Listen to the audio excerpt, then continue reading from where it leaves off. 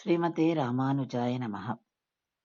திருப்புல்லானி என்ற திவ்ய தேசத்துல ஸ்ரீ ஆதி ஜெகநாத பெருமாள் சன்னதியை சேவிச்சோம். இப்ப இன்னொரு சன்னதி ஸ்ரீ ராமர் சன்னதி. இங்க இவர் தர்ப புல் மேல படுத்துட்டு இருக்கிறார். தர்ப சயன ராமர். இந்த சன்னதியில ராமர் தர்பதையை பிரிச்சு அதன் மேல அப்படி படுத்துட்டு இருக்கிற காட்சியை நம்ம பார்க்கிறோம். ராமர் சீதாதேவியை தேடிட்டு வரார். லங்கால அவ இருக்கான்னு தெரிஞ்சு இங்கேருந்து கடல் தாண்டி போகணும். அதனால இங்க தங்கி இங்க யோசனை பண்ணிட்டு இருக்கார். எப்படி கடலை தாண்டி போக முடியும் அப்படின்றது.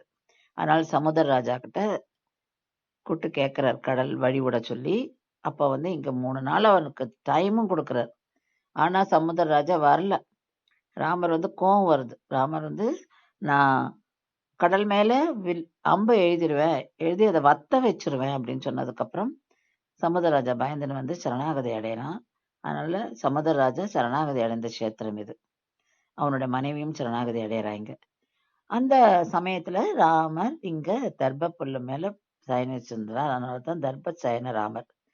இங்க லக்ஷ்மணர் நம்ம சேவிக்கல. ஏன்னா லக்ஷ்மணர் ராமர் தர்ப புல்லு மேல படுத்துட்டு இருக்கிறதுனால அவர் தான் ஆதிசேஷனா மாறி அவருக்கு படுக்கையா விரிஞ்சி அத மேல அவர் சயனிக்க வைக்கிறார். சீதா தேவிங்கிற இங்க நம்ம சேவிக்க மாட்டோம். ஏன்னா சீதா தேவி லங்கால இருக்கா.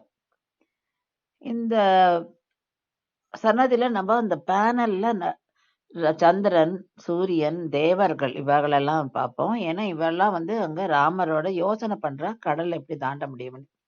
அதனால நம்ம பிரம்மா, ஆஞ்சநேயர் எல்லாருமே இந்த பேனல்ல இந்த சவத்துல நம்ம சேவிக்கிறோம். இதுதான் இங்க மிகச் சிறப்பு வாழ்ந்தது தர்பசயன ராமர்.